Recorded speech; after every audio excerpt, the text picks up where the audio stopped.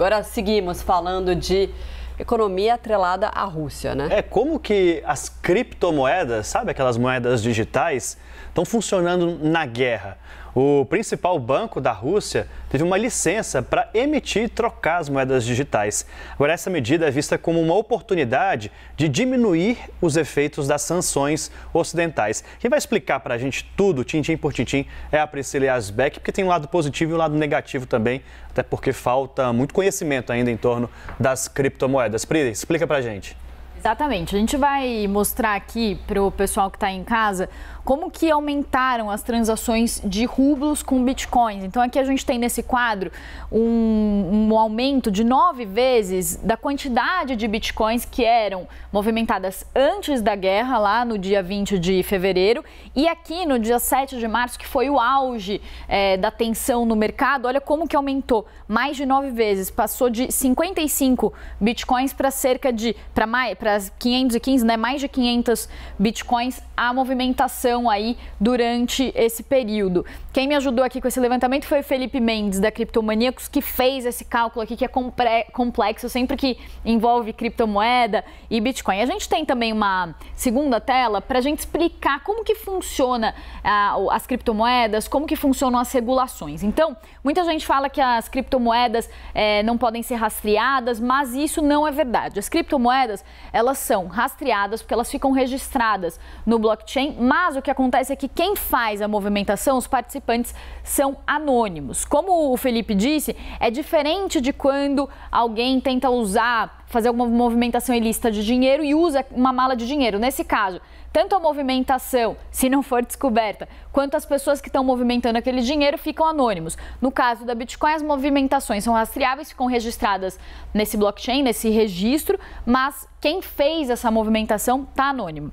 Segundo ponto, já foi mais anônimo antes, mas quando os participantes precisam transformar suas bitcoins em dinheiro, quando precisam converter Bitcoin, moeda digital, em moeda fiduciária, em dólar, por exemplo, eles precisam passar pelas exchanges, que são as corretoras que fazem essas movimentações com as moedas digitais.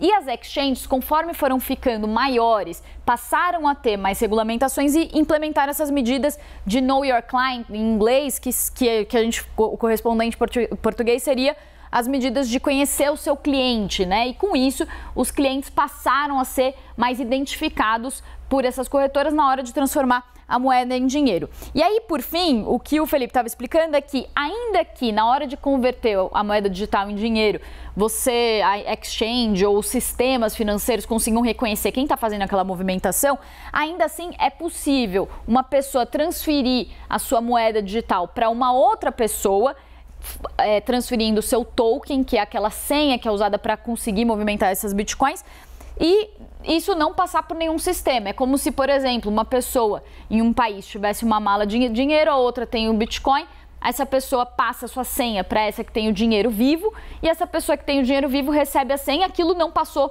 pelo sistema e não ficou registrado qual que é o nome da pessoa. Por que eu estou falando isso? Porque existem duas visões sobre o uso de criptomoedas agora que estão em pauta com a guerra na Ucrânia. A primeira é sobre esse uso ilícito, então de pessoas e empresas estarem usando as criptomoedas para fugir das sanções econômicas, para conseguir movimentar dinheiro diante das restrições. E tem o lado positivo também, que é o uso desses ativos digitais, que eles são, as transferências são imediatas, funcionam 24 horas por dia, inclusive durante a guerra, viu, Daniel e Marcela, foram usadas por pessoas que precisavam movimentar dinheiro em situação de conflito no meio da guerra. Inclusive, tem uma história de um grupo de jornalistas que fez o aluguel de um carro para conseguir ajudar pessoas refugiadas na Ucrânia, fazendo o pagamento em Bitcoin, porque não estava conseguindo movimentar dinheiro vivo ali naquela situação.